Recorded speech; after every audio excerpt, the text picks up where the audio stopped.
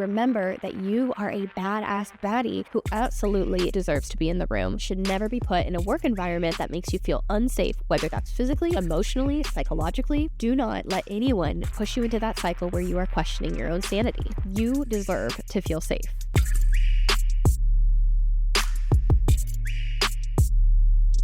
Welcome to another round of Organized Chaos. I'm your host, Regan. Today, I wanted to kick things off by wishing you a very happy Women's Month. You deserve it, babe. You absolutely do. Whether it's roses or chocolates or, God, even like, I don't know, a manicure, a pedicure, a haircut, whatever it is, go and take a load off. Go and pamper yourself like you deserve. Today, in honor of Women's Month, International Women's Day was on March 8th. I thought I would dredge up my past, spill the tea on some of the spiciest sexism stories that I have ever experienced in tech. And oof, let me tell you, do I have a ton of them. Every woman in tech, no matter what level, how long you've been in the industry, you all have one of these sexist stories hidden away somewhere in your back pocket. Today, we are going to let it shine because I want to hear from you in the comments. I want to hear from you in my DMs, in my messages. Send me stories. Not that I want to hear your stories of your story. I want to sit together, though, and show that there's camaraderie. There is support in numbers, that we are here for each other, that you're not the only one this is happening to, that this is happening far too often and we need to put a stop to it. I know that every single one of you has some nasty ass story that you are dying to tell somebody. It's about damn time that we stop talking about sexism like it stops at, oh, a man talked over me in a meeting. No, fuck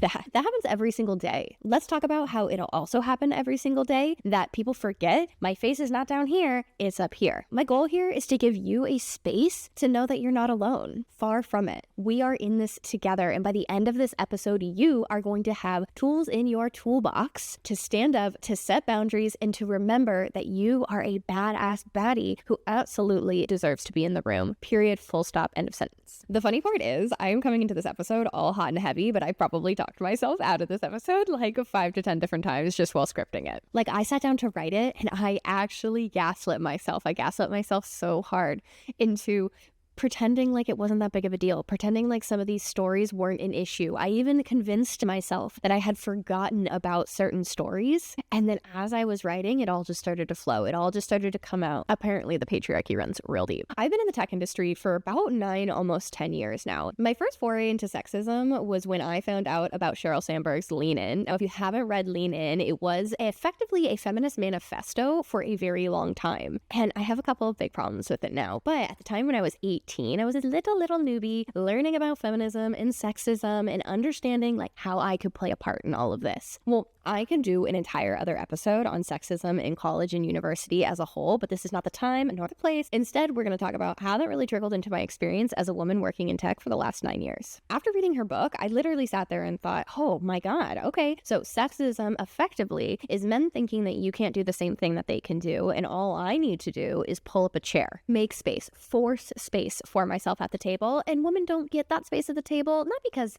they're not given it, not because it's withheld from them in any way, because they don't take it. That couldn't be further from the truth. Tell that to the only woman in the room at a tech conference. Oh, the reason why you're not being included in conversations is not because men don't know how to talk to you and don't even want to make the effort to try to talk to you. Instead, it's because you're just not making a big enough effort. Let me tell you, all of the tech conferences that I had gone to and tried, like I sat there and I made it a goal for myself. I am going to go, I'm going to shake people's hands, I'm going to say, hi, my name is Regan. I'm going to stand there and I am going to create some kind of conversation starter for us that sits in their realm of comfortability and totally ignores mine. So that's not the problem. Look me in the face and tell me that's the problem, and I will tell you that is not the problem, and here's why. Because I have countless examples where sexism exists that runs far beyond not being invited to the table. We're not even considered to be at the table sometimes. We're not even considered to be able to be at the table sometimes. And that is where there's the biggest stifle. And that is where our careers get hit. Or better yet, tell that to 25-year-old me when my chief revenue officer walked in the room boasting that him and a colleague both wanted to sleep with the same woman that they were trying to sell to, one of their clients. Or that same woman had rubbed her arm up and down against this salesperson's arm and was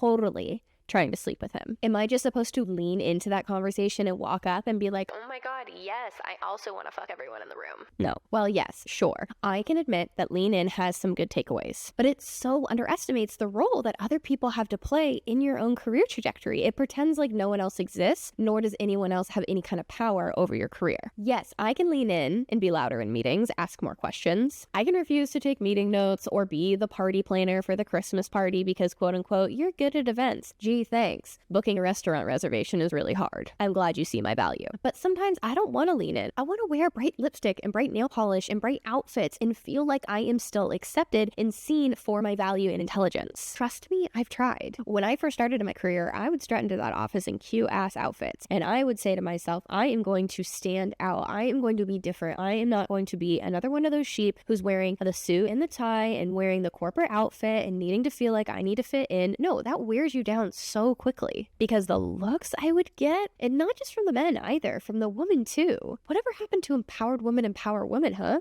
I know, work is not a fashion show, but like, damn, let me at least express myself and feel cute. This is what I love Gen Z for. Gen Z just doesn't give a shit. Gen Z is going to wear what they want to wear when they want to wear it. And I, as a millennial, I guess you could call me, so wish that that was my first entrance into the corporate world, was that I could literally wear whatever, literally say whatever I wanted to, obviously within the confines of being like polite and intelligent and respectful and all of that. But you could be yourself. And I'm hoping that's the way that the industry is going. But as somebody who's been here for 9 years, I'm telling you that there's so many examples that I have of it not. Because when I would wear a cute outfit to a conference, instead of actually getting people to ask me into business meetings, I would get business cards slipped to me saying, we should really get lunch and talk business. That's gross. And if I wanted you to take me out, I would let you know. Now, these are the people I'm going to call covert sexists. And this leads me into some of my first stories. You know the type. The one that stands a little too close for comfort, or the one where you know exactly what the fuck they've eaten for lunch.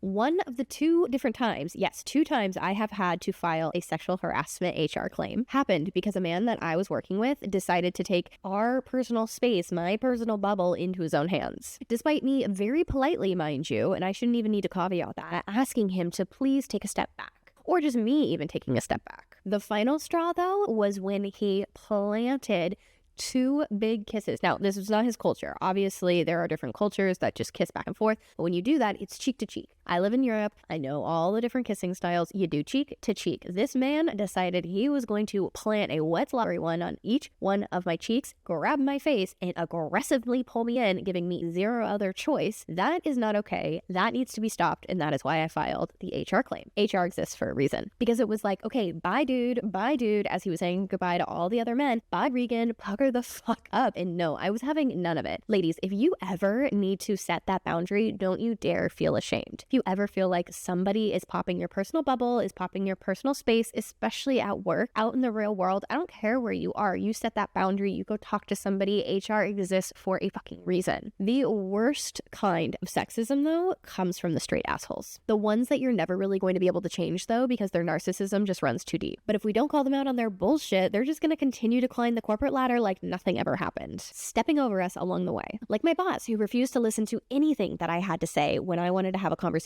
with him about an upcoming promotion. I had been pushed off for months. I'd been taking other people's work on, and I had decided it is time to have a conversation. And when I went up to him to have that conversation, he told me in no uncertain terms, I can either board the train or get off. And I needed to knock my shit off. Imagine me saying that as a woman. You need to knock that shit off. I would be immediately labeled a bitch. It's so aggressive. It's such an abuse of power. It is so unnecessary. And when I decided that enough was enough, he decided he had had enough of my quote unquote whining. I'm sorry. Was I actually whining, or was this a general conversation that you're supposed to be able to have with your manager? Suffice it to say, I left that job pretty quickly. So why am I sharing all of this? To let you know that you don't have to put up with the bullshit. While office politics are unfortunately par for the course, you 100% should never be put in a work environment that makes you feel unsafe, whether that's physically, emotionally, psychologically, or question your intelligence. So if any of my stories resonated with you today, here's my advice. You cannot control how other people react, but you can control your actions. There will be times when you have to work with dicks. Like, I'm sorry, there's no way to sugarcoat that. So learn where to put your energy and learn where enough is enough.